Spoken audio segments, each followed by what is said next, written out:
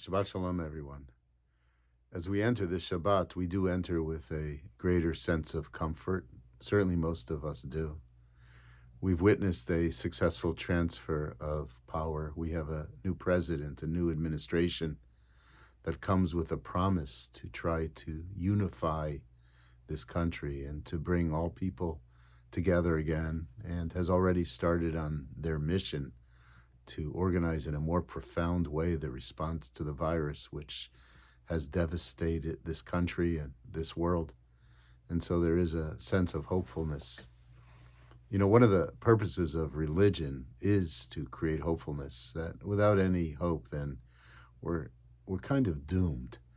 And so we as a people have models of hope, that we experienced less than 100 years ago, such a devastating moment in Jewish life and in world history with the Holocaust.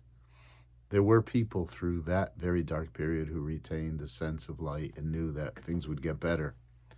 And similarly, there were people that were expressing hope through this last period of American history, knowing that things can be better and things will be better, that people will come together in mutual respect, listen to each other's ideas, and be able to create an even greater nation.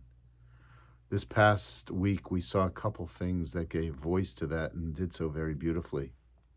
At the inauguration, there was a young woman, a poet laureate by the name of Amanda Gorman, who said the following words: "We will rebuild, reconcile, and recover in every known nook of our nation, in every corner called our country.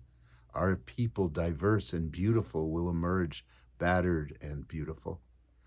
When day comes, we step out of the shade, aflame and unafraid.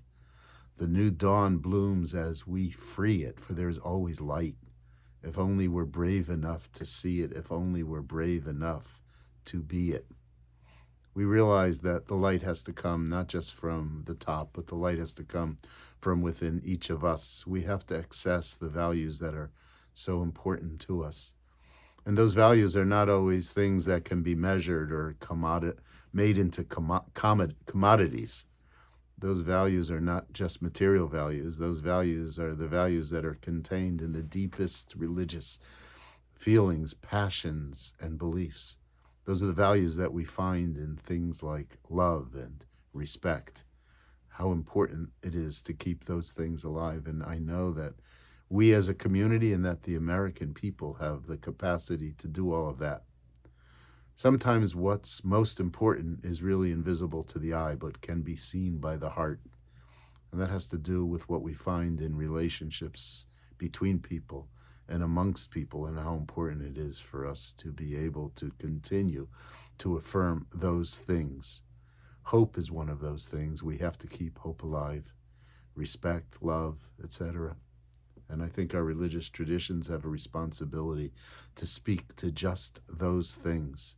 And through those things, then, we create a more peaceful, not just a more perfect, but a more peaceful union in our nation. And we help people, all people, find their way in this life, giving them hope that, in fact, people will be fed and people will be taken care of, and that there will be jobs, and that our nation will be a better nation. Anyway, Shabbat Shalom. I look forward to us being together, and on our Zoom services, we welcome a special guest on Women's League Shabbat, Dr. Christine Hayes, who is a professor from Yale University, a professor of rabbinics and Jewish studies, and quite a wonderful teacher. I'll see you all on Zoom. Shabbat Shalom.